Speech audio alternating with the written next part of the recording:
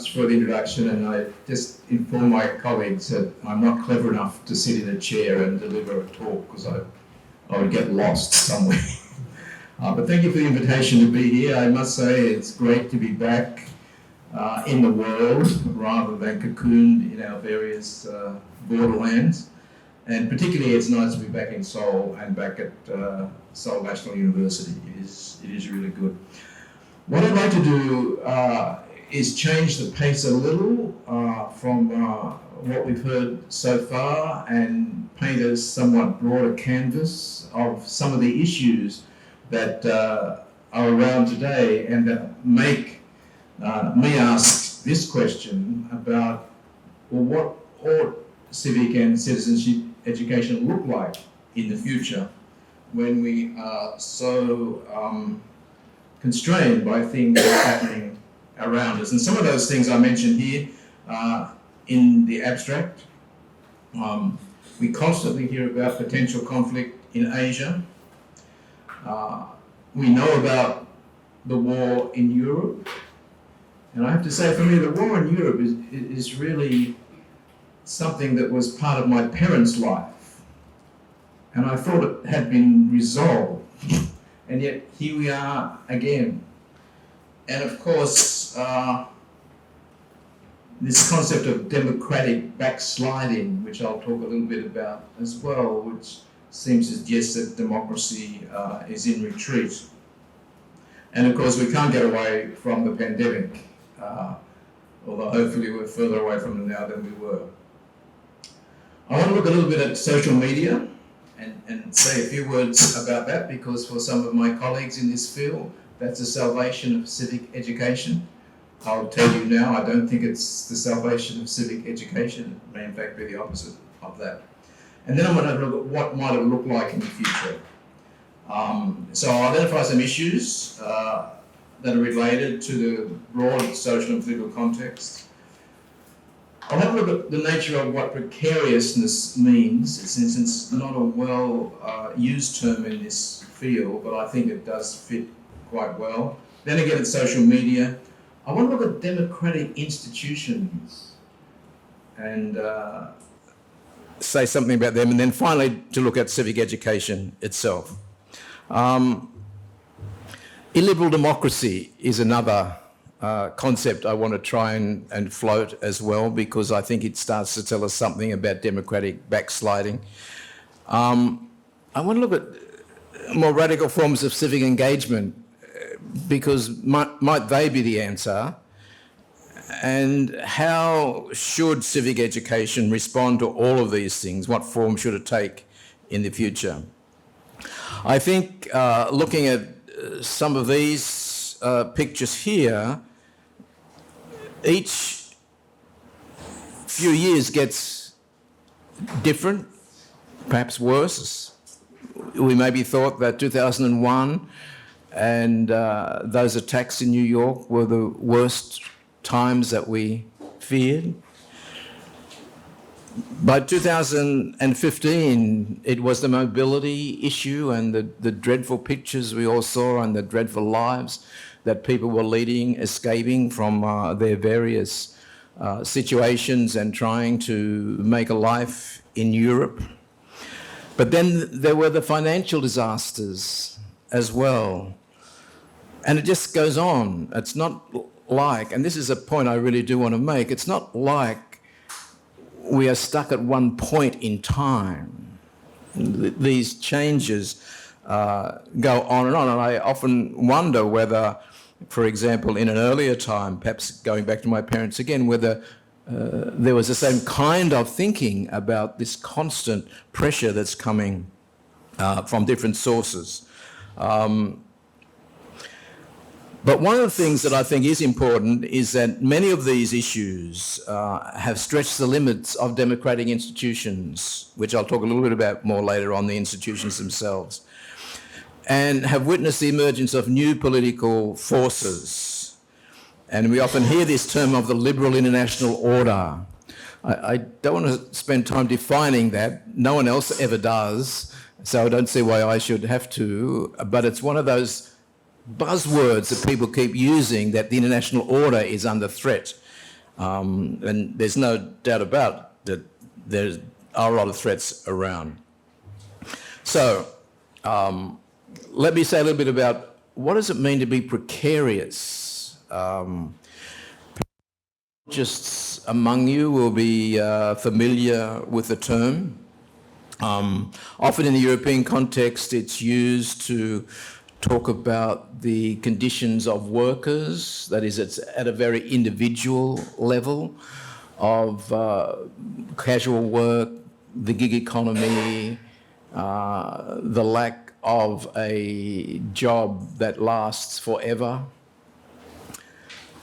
rather than a broader concept. But in this presentation, I want to align it with a broader idea than simply the individual level of precariousness.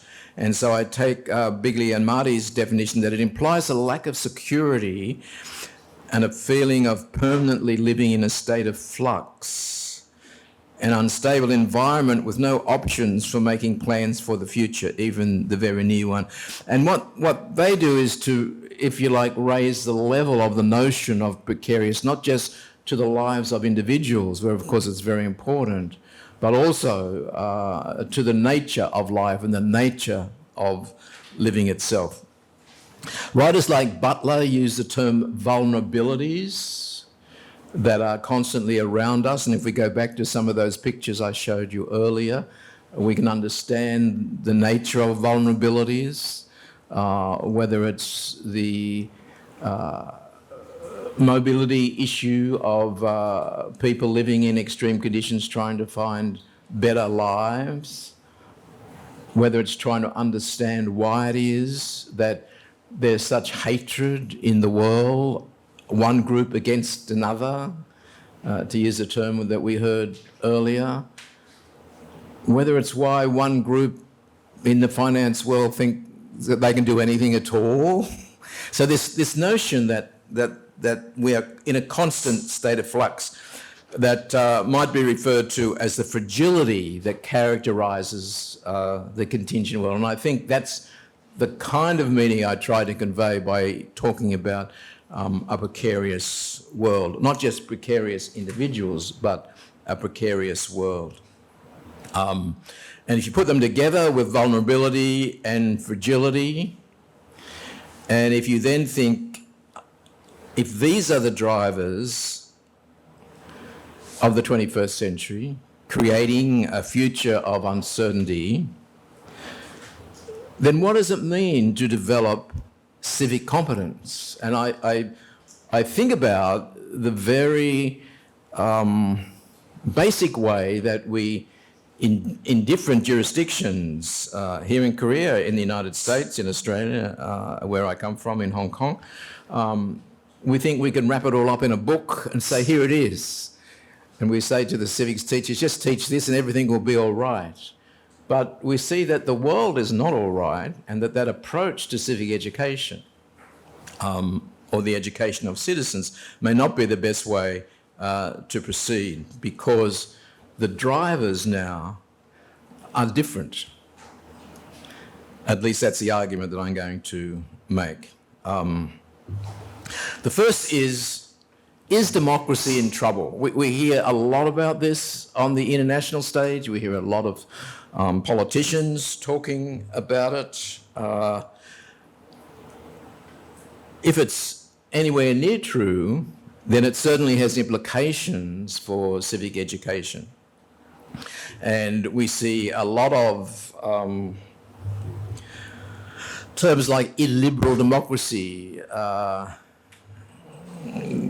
because at the moment CNN is the only English channel I can find on the local television screen. I heard the person who invented this term today, the term illiberal democracy. That is a government process that sets out deliberately to dismantle democracy.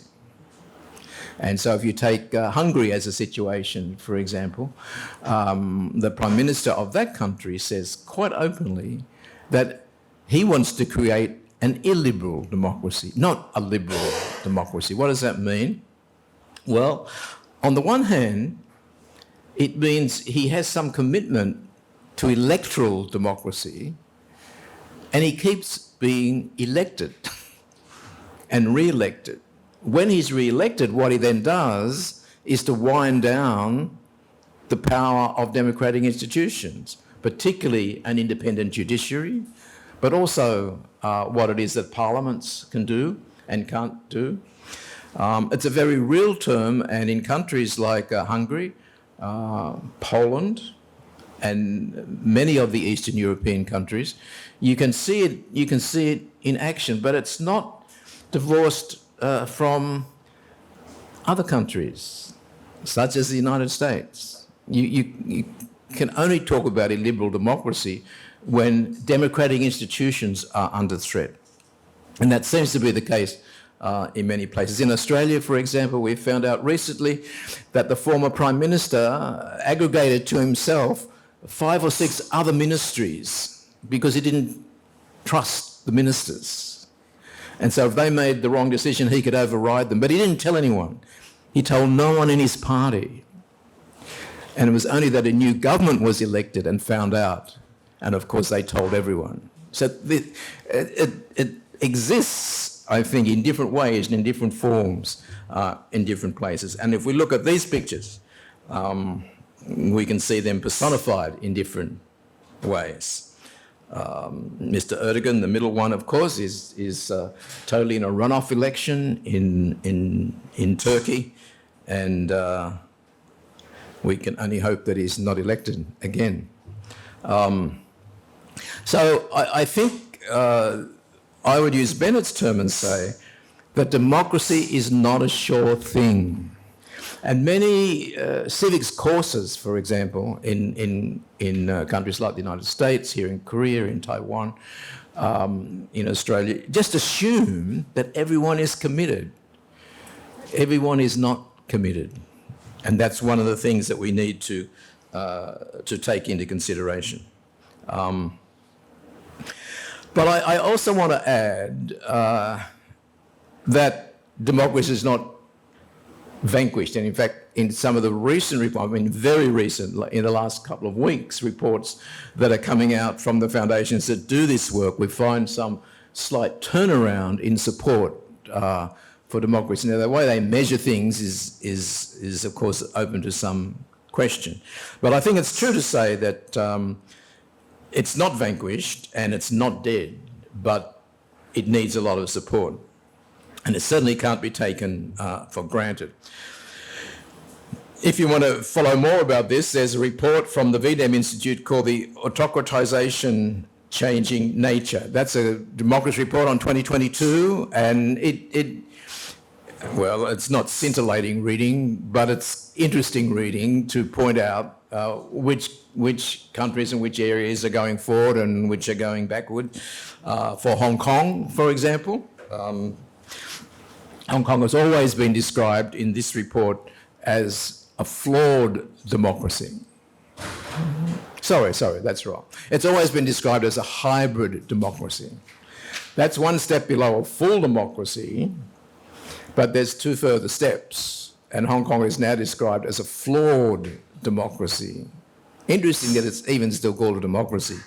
But that's where you can get that kind of information, if you like, about which countries are going where and whether democracy is indeed backsliding. The Global Democracy Index is another interesting way, I think, to categorise democracy. So it's not, I think it's important that as researchers, we just don't take the buzzword of the international order, the liberal international order, but we actually do have some data, and it's helpful to understand this data and what it means and what it says. Now, I should just add, in terms of the way that Hong Kong is described, I've recently disagreed with this report, but that's another story and another presentation. But nevertheless, I think they're important. They provide important indicators for us. But this is, again, a lesson for civic education. You can't take democracy for granted. It does move backwards and forwards along these indexes, and we need to somehow understand that. So how should we respond? I think that's what I want to say. Now, there is, of course, enormous interest in social media. And I actually want to add here, but I haven't done it, I should have done it, artificial intelligence as well. Because in a sense, is it not true that artificial intelligence is starting to overtake the conversation about social media? I mean, we were just getting used to listening to Mark Zuckerberg confront the US Congress around social media some 14 years after the establishment of Facebook. And now the conversation's starting about social media, about AI. I haven't added it here, but I think I should have, and may do so at another time. Some of my colleagues are very keen on this idea that the lack of engagement by young people, that is, they're not interested in politics, they're not interested in voting, they're not interested in engaging in any way. They're alienated from the system. And there's just an amazing amount of literature which talks about youth alienation, whether everywhere, not only in one country or another. And immediately people are starting to say, but they use their social media to express themselves. They use their social media to make a comment. They use their social media to be engaged. So isn't this a good thing? Well, there are some good things about social media, just as there's some good things about artificial intelligence. It does allow some things to happen which make positive gains in the way that we are able to understand new things and understand what's happening in the world. But there are also some concepts, I think, which are often missing from the debate, like slacktivism and clicktivism. Not really standard English terms, but nevertheless, they're starting to enter the literature.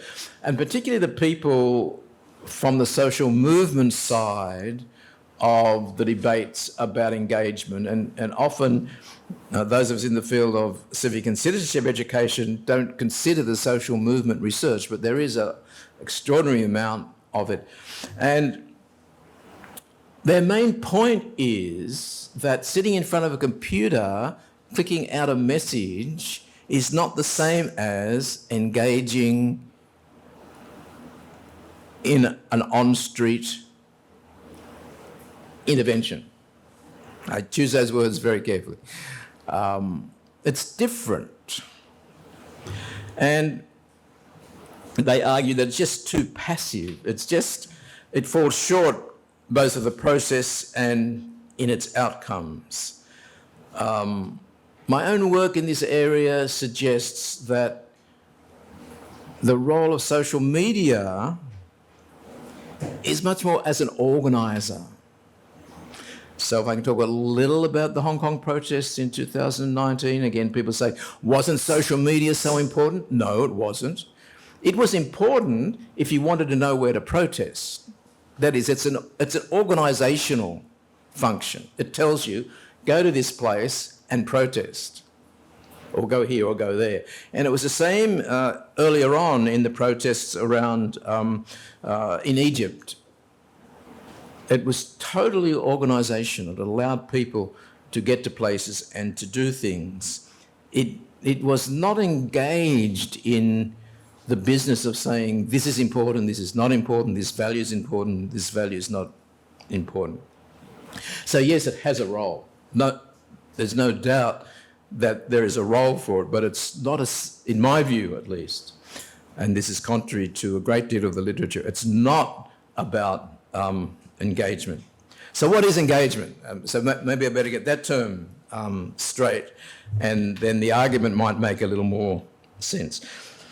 I want to divide engagement into two terms, and you could divide it into many more, but I want to use two terms, conventional and unconventional civic engagement. So what's conventional civic engagement? Well, joining a political party, supporting a political party, volunteering. Now, in moving from the first two to the third one, we've moved from political engagement to social engagement. We're adding there a bit more political. Voting is, of course, political. Now, Korea participates in the International Civics and Citizenship Education Study. Hong Kong used to, but doesn't. Taiwan does. The United States doesn't. And it's a pity because what we find from young people, that is around about 15 years of age, is that what they love is volunteering. What they hate is joining a political party. What they hate is supporting a political party. And that's where the message comes from a lack of engagement. Young people are not engaged politically, but socially. For example, if you say, how important is it to help the elderly people, students in this part of the world at least? Yes, it is. Any form of social engagement is important. Political engagement is not quite so important. But moving to unconventional political participation, you get a different kind of message. A lot of demonstrations since 2011. We see them, whether it's in France, whether it's in Hong Kong, whether it's here in Korea. A lot more riots, a lot more general strikes, a lot more anti-government demonstrations. Not all of these occupy only young people. We can see they occupy many people. Europe had the largest number of protests, riots and strikes from 2011 to 2018. And so one of the things that you can start to try to appreciate is that for all people, both young and old, unconventional civic engagement seems to hold more attraction than conventional civic engagement. And of course the question is that a good thing? And again, we could have a debate about whether it may be a better way to be engaged. But we can say a few more things about unconventional civic engagement. Where it's illegal and violent, then some of the argument is that that's beyond the bounds of acceptability, respectability. Again, you can debate that issue, and many of my colleagues in Hong Kong would certainly debate it. But Pasternak has argued that the Hong Kong protests were in fact morally defensible. I disagree with him. He wasn't there, I was. But it's an argument nevertheless, and it's probably a very popular argument that people would make. So when we think about unconventional civic engagement, we have to think about what that means from the point of view of being violent, endangering other people, killing other people, and whether that's an acceptable way to proceed. But nevertheless, what we've got to acknowledge is that it is an issue. I have to tell you, it's not an issue for the European Union. The European Union says, don't talk about protests. That's not how we want young people to grow up. Again, that's another discussion. When we saw here earlier on that, in fact, there were more protests in Europe from 2011 to 2018 than almost anywhere else in the world. But I think it is an issue for civic education. My view is that young people, the students in our classes, in both secondary school and university, need to be able to make an informed decision about civic engagement that will best serve civic purposes. I want to stress that will best inform civic purposes. So they need to be able to identify fake news, fundamental issue, and with AI becoming an even more significant issue. They need to be able to resist peer pressure. When I characterised the use of social media earlier by saying it's an organisational thing. I wasn't making it up. That's what happened in Hong Kong. People said, go to this street and protest. Just go. And off many people went. Resisting peer pressure, understanding the issues. What is the issue? Why are we doing this in the next few minutes? Thank you. And to be aware of the implications. Let me say something quickly about democratic institutions. It's a simple thing. If you don't have these institutions, you don't have democracy. And if young people are spending all of their time in unconventional civic engagement, these institutions are under considerable threat. It's not popular in my field to talk about institutional democracy. It's much more popular to talk about social media. It's much more popular to talk about protests and demonstrations. Yet, social media protests and demonstrations are only effective in the context of democratic institutions. So how do you get these democratic institutions? My suggestion is, and it may sound extraordinarily conservative, is that the civic education curriculum needs to focus on these institutions, but perhaps not in the way that it currently does. They can read about them, they can listen to talks, they can take part in debates, they can role play the way parliaments work. They can study the history of these institutions, they can learn about controversial issues, they can identify leaders, they can understand the roles they've played in creating democratic societies. Most importantly, they need to learn how to participate in these institutions.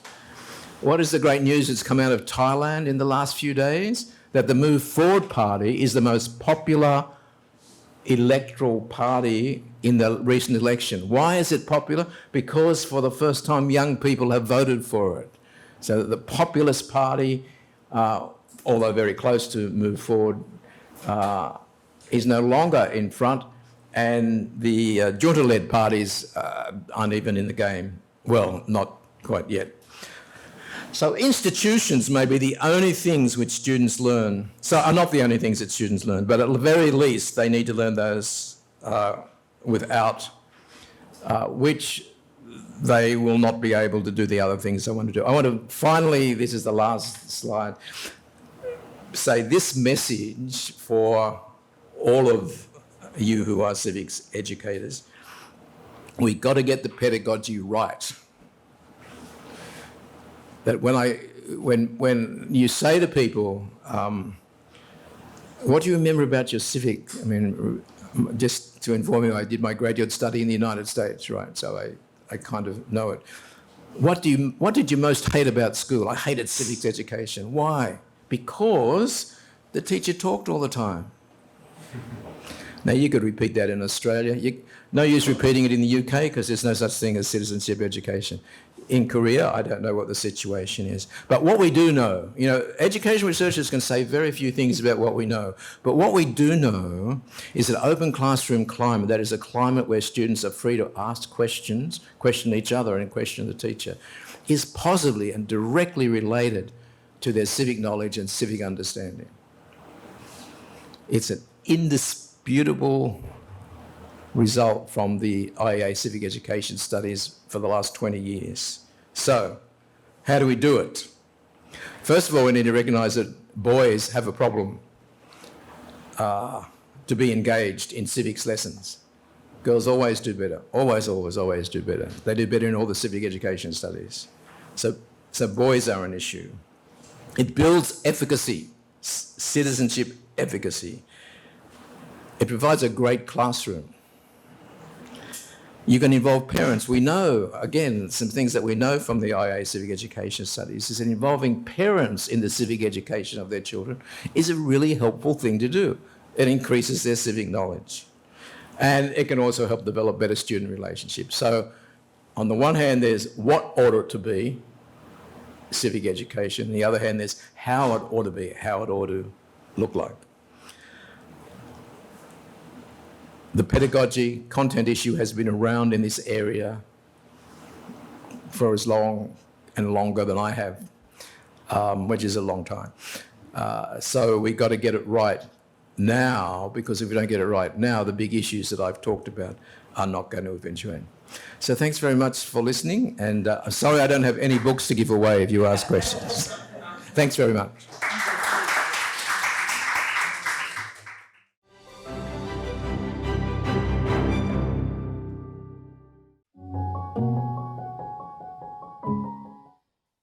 We are delighted to present to you Dr. Ann Lopez, our dear friend.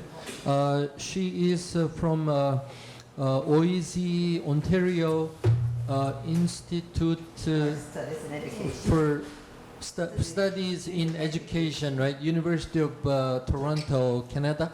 And she was the president of NAME, the National Association for Multicultural Education, our sister organization. And you are the director of the Center for Leadership and Diversity. Yes, okay. Thank you. Thank you, Dr. Song. Thank you. Okay, so I think I have about 20 minutes or so. Let me know when it's time. 25. Okay, so let me know when I'm sort of 5 minutes left. Show 5 minutes. 5 minutes? Awesome. So we can all just, breathe in. I'm going to take a little bit of a different take. But first of all, I think I've been coming to CAME since 2013. I think I'm like a senior citizen of CAME or something, or 2040, when it was at Hanyang University. That's how long ago. But it is one of, I always say to folks, I come to CAME because it's so important to hear what is happening in other contexts, and to really hear how teachers in other spaces, how educators are doing things differently. And hope we have some students and faculty. And if any students doing education here? Anyone, or maybe online? Okay, so hope you can take away a few things from my talk today. So I'm going to be a little bit more, I would say, praxis-oriented. And I really must say, Dr. Song, I really enjoyed and I liked the theme of CAME conference this year, because I think in many ways it acknowledges that globally we're having some really critical conversations, not just in the United States or in Canada or in England, but I'm also sure here in Korea, as a response to demographic shifts, as a response to different changes. And I think, it was so important that Dr. Kim, did I get it right? Yes. He talked about anti-Asian racism. And that's a real thing. And it is happening. And so we have to ask ourselves, what is underneath that? What is the cause of that? And how can we then, as educators and as organizations that foreground multicultural education and critical education, what then is our role in having those conversations? And really appreciated Dr. Moon, I hope I got your name correctly, in sort of really bringing us to this space of reimagining. And I'm quite sure the way you sort of fitted these presentations with Dr. Kennedy, then really asking us to rethink what we mean by civic education. So I'm going to skip over the land acknowledgement, just read it. But for those who do not know what a land acknowledgement is, it has a context. So I'm going to give you the context why it's so important for me to have this. So in Canada, we have acknowledged through what we call truth and reconciliation that in fact Europeans did not discover Canada, that in fact there were people living there before, indigenous people. And so in Canada officially, we acknowledge that the land that we're all living on is not ours. It belongs to indigenous people. And that's a big thing. That is a big thing in recognizing land and space and who occupies it. And I think you were speaking about Japanese in third world, or my other colleague was talking about the Japanese in Korea and what that means. So no matter where we are in this world, we have movement of people taking up space. But what does that look like? So for us in Canada, it's very important that we acknowledge that the land is not ours. So I'm originally from Jamaica, so I am an immigrant. However, I would not consider myself as a settler. Immigrants are not necessarily settlers because we didn't go to conquer the land. So for me as well, as a Black person, where my history is my ancestors were taken from the continent of Africa, it's also important for me to acknowledge my African ancestors, because without them I would not be here. So you can take a read at that as well. But what these acknowledgements do, whether I'm in Korea or I'm in Canada or the United States, I think they bring to us really this sort of way in which our histories are connected. Whether we're in Korea, whether we're in Canada or wherever, our histories are connected. And that's why we're at CAME. That's why we indeed have a CAME and a name. So what I'm going to be talking with you today about, I'm going to be sharing some ideas as to how in these troubled times, and I do not think I really need to go over what are some of the ways in which we're in troubled times. I think all of our presenters have done that, whether it is a rise of anti-Asian racism, whether it is really sort of the us versus them. I think Dr. Moon was encouraging us to get out of binaries. That was sort of my takeaway from that. And Dr. Kennedy really asking us to rethink what we think of civic education. So I'm drawing on all of my body of work as an educator over the last 30 years, and literally as a practitioner and also as a scholar doing research in many, many areas. And so for me, my research is really focused on getting those stories, getting those narratives. And from those stories and narratives, I then hopefully will share some ideas. But as I've gone along in this journey and really reflected where I am today, maybe even after 10 years ago, my own thinking has evolved. And so now I begin to think about, how do I enter in this work? How do I enter into multicultural work? How do I enter into work of diversity and equity and so on? That's okay. And we learn to relax with these things now. If COVID hasn't taught us anything, it has taught us to relax. Not to take life so seriously. Technology will go bad, and even if this thing wouldn't work, I would take up my PowerPoint and I would keep going. So it's okay. It's okay. We can all relax and be chill, and that is something COVID has taught me. I do not stress a thing, and so anyway. So where I am today is really my entry point into what I call critical equity work, and I'll talk a little bit about that. Over years of thinking, so I no longer enter these spaces theory driving me first. Maybe I've gotten off the theory bus in many ways. I really think now, and I think again, what we've been through and all of that. So for me, doing multicultural work or critical equity work is an ethic of care. And I think that's what Dr. Kennedy was really asking us to do, and to rethink how we think about civic education. What does that ethic of care looks like for you as educators? What does that mean when you're engaging with your students? What does that mean? What does radical love mean? And we can have some conversations after that.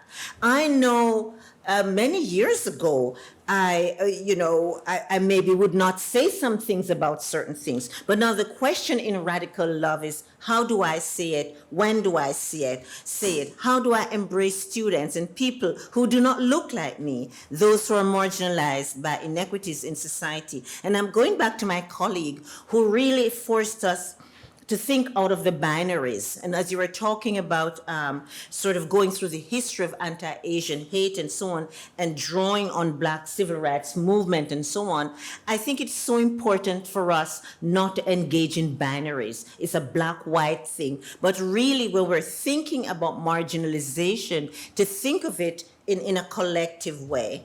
And so the reason I raise that is that now if you're following along on social media, and those of you who know I have a presence on Twitter, I have something to say, we also have to understand intra-diversity. How do South Asians get to understand Asians? You know how many times I have to tell people back in Toronto that South Asian is not a monolith. Asian is not a monolith. We have to get to understand how we are different ways of being.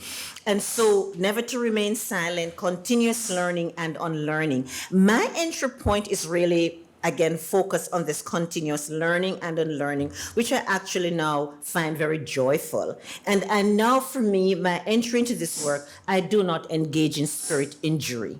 So what does that mean? It means, therefore, as educators, if you're a teacher or if you're a professor, how do you then engage in all of these critical conversations without creating further harm? And that's important, I think. And humility, knowing what I don't know. And this is so very important. So why critical equity and not just equity? The reason for that is critical equity and not just equity. There's a way in which when sometimes we talk about diversity, equity, multicultural education, we tend to stay on the surface and not challenge the systemic issues. Because there are systemic issues to challenge. And they will look differently in different places. But we cannot have talk about equity by just sort of sanitizing. You know, it was so important to hear my colleague go through the history, went through all of that history around the different ways in which marginalization of Asians were manifested. We can't just slide over that. And that's why critical equity and not just equity, because as you can see, and in my other presentation tomorrow or on Friday, I'm going to be spending some time talking about anti-woke and what that means and how that's just taking over. And so that's so very important. Now, I really liked this description, and it came from our dear friend Christine Sleeter, and this was from her book. It actually says book description, and I really like the way Christine helped us to theorize critical multiculturalism, because critical equity has implications for multicultural education. And so, Dr. Song, you really opened the door for us when you came up with sort of this idea of challenging times and what we need to be focusing on. And so critical multiculturalism really is to challenge what they call, Sleeter and me, the benevolent forms of multicultural education. We're just going to celebrate. We're going to tolerate. You cannot tolerate someone's identity. We have to include. By integrating and advancing various critical theories, such as anti-racist education, critical race theory, critical pedagogy, critical multiculturalism, therefore, is a fuller analysis of oppression and institutionalized unequal power relations. But what do these powerful theories really mean for classroom practice in specific discipline? So that's where I come into the picture. It really to bring the praxis and to share some ideas, and hopefully you'll have some questions and move this along. And to this I would also now add from my own work, decolonizing and decolonial education praxis. I'm going to, in the interest of time, I'll just leave you to take a sort of read at some what Chris Sleeter and Gorski and others have suggested when we take a look at critical multicultural education. That we have to look at the content in teacher education programs. You know, they've said that sometimes it's a little bit weak and really sort of gloss over things. Gorski, and this was in 2009, so maybe things have changed, but then used to stress celebrations rather than systemic equalities. And that's really important. You know, I used to have a saying back in Toronto, they would feed the children in the morning and then oppress them through the curriculum in the evening. So if you're not represented in the curriculum. So the way I work with teacher candidates, do not work with teacher candidates directly now, but the way I work with my grad students is really to encourage them to think about different ways and different entry points in the ways that they can challenge systemic inequalities, to think of their positionality and so on and so forth. And really to move away from all these notions of neutrality and colorblindness and so on, because if we do not get to the systemic changes, we're really not challenging. And so, of course, given the demographic shift and divide in schooling spaces, it's very important for us to engage in this work. Now, in all of aspects of our identities, whether it is religion, language, gender, age, you know, there's some of us gray hairs now, we're more in tune to ageism and so on, and ableism. Race is the issue that some people have the greatest difficulty with. The greatest difficulty talking about race and racism. And I'm glad when my colleague mentioned that race is a social construction. And in fact, the whole notion of race was constructed by the Europeans in order to engage in colonization and sort of that whole period of colonization and that they engaged in. And so it is so important, as Leonard and Grubb argues, that those who embrace multiculturalism might be more sensitive to racial issues in school due to diversity and cultural training, implicit bias, and therefore surface understandings of race and racism contribute to reproducing inequity in schools. And this is really important. So we're going to have to find a way to work through the uncomfortable and the difficult. And so I'm going to sort of keep it moving here. You know, I can take some questions around the theoretical framing after, but in the interest of time, I'm going to want to go on now to sort of some of the praxis, transitioning from the theory to practice. Now, I'm not sure about here in Korea, but I know back in the West in Canada, when we work with school leaders and practitioners, I do a lot of workshop in schools and so on, and when I talk to teachers and principals and faculties and so on, there seems always to be, well, I'm doing multicultural ed, I'm doing culturally responsive, I'm doing anti-oppressive, I'm doing decolonizing. And I just quickly want to say that there are convergences between these approaches. And the convergences that I'm encouraging you to think about is really that we're challenging inequities. We're challenging ways in which some people, some students continue to be excluded from the teaching and learning space. So whatever these are all theoretical frameworks that have different notions are highlighted at a given point in time. And so, you know, I will not spend time to go through each of these, but I think the convergences, pointing out the convergences is important. Now, I have students in the middle, and I have talked about my own journey of learning and unlearning and my entry points and so on. And for a long time, my entry point into this work was around self-reflexivity, was around sort of the self. What do we think? What do we think about? And so over time, trying to think through what are some of the reasons why we've been doing this work for so long and the change is so incremental. And so I have found in trying to sort of work with practitioners is to really give an entry point of this is about students. And so I've framed it through student success, which I'm going to share a framework a little later on. But I think, and when we focus on students, we shift the focus from the individual to the systemic.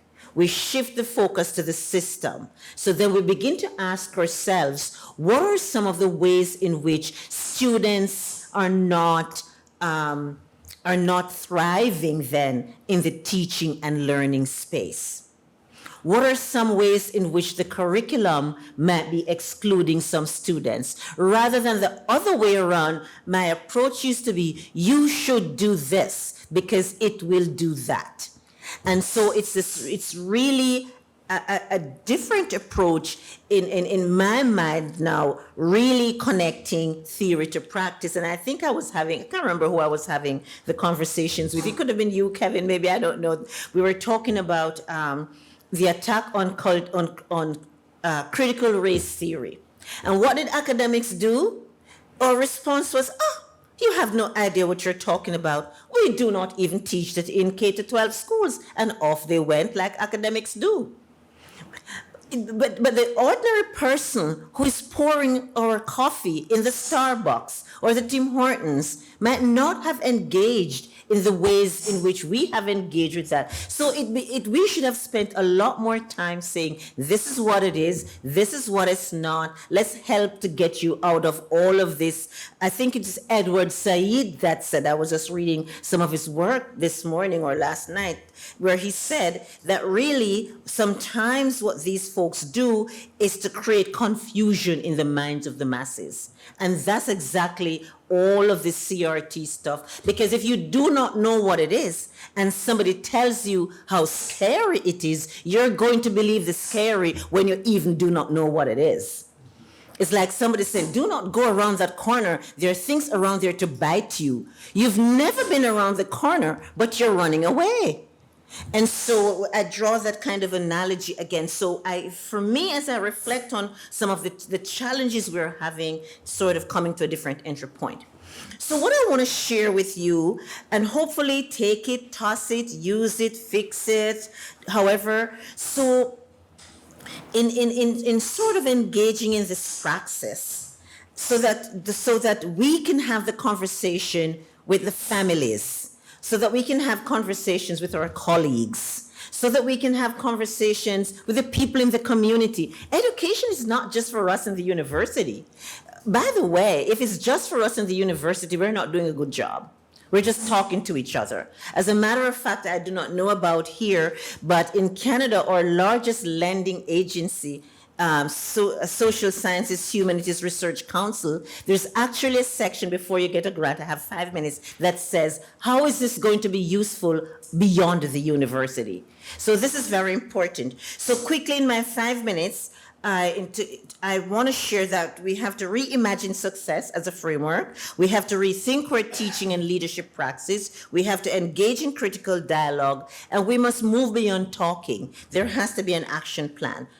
So I'm just going to go quickly through some of these as we're reimagining student success. And as I said, really get into the praxis of it. What questions are you asking here in Korea as you engage? I'm sure you're having demographic shifts and all of the challenges that we're having. How are you being equitable? What is missing? And I would encourage those of you here or online, let's not forget our online audience. I'll encourage you to begin to think about what questions you might have and how you can think about redefining success. And I think last year, Dr. Song, when I gave my keynote, I had talked about student success in some ways that is beyond grades. You can get 99.999% and never want to see your school again because it was such a spiritually harmful place. So how do we then think about student success? And you can ask me the questions about resiliency in the Q&A, because we need to also talk about that as well. What are we asking students to be resilient about? Leadership and teaching praxis. What kind of leadership philosophy? How are you approaching that? What are you centering and what are you decentering? Building on what we've heard today, we're going to have to begin to decenter some things and recenter some things. And I'm going to name it. We've got to decenter Eurocentrism. We've got to decenter the kinds of knowledge that we value. We're going to have to look in the mirror and have some hard conversations with ourselves. Because too many of us are sort of centering Eurocentricity, centering Eurocentric knowledge, and really are not paying enough attention to local knowledge and ways in which all of that history informs what we do. So we're talking about a reconceptualizing multicultural education. Critical dialogue. How are we having this conversation? You know, it's a form of democratic process. Maybe that's a civic engagement that Dr. Kennedy is talking about. How do we do that? How do we engage in that? How do we engage in cultural border crossing? As a Black person, when I get to Korea, how do I border cross? What are the customs I am supposed to know and engage and to do and to ask about if I don't know? Ask if we don't know. And so we really have to get out of these binaries. How do we call in? How do we call out? And so on.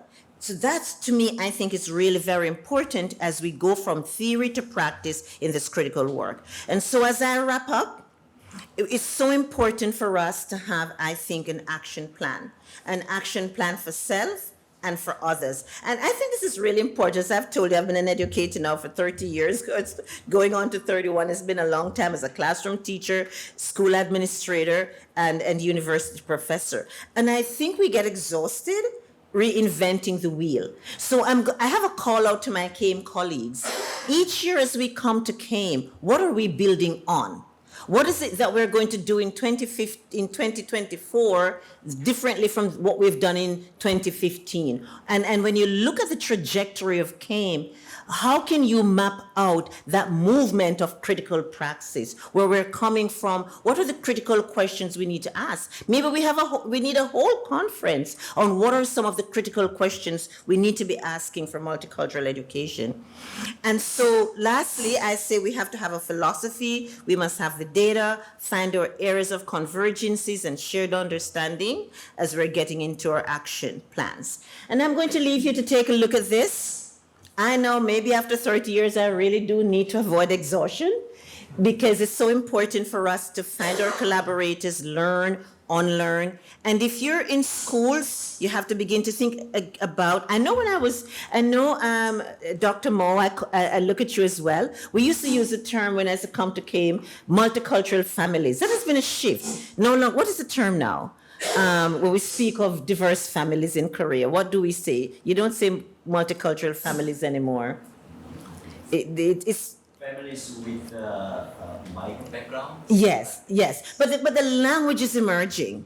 The language is emerging, and that's what I'm talking about. And so I think it's so important to map out that change as we're asking these questions and developing our plans for Praxis. And how is the work going to be sustained over time? Who is going to take over from you, Dr. Song, when you're no longer in CAIM and so on? All of these things are so important. So for me, at least in terms of keeping this work moving and building capacity as we go. And finally, I leave this here. We have to speak back to the challenges that you raised in the title. We have to speak back to anti-woke. We have to speak back to anti-DEI. We have to speak back to the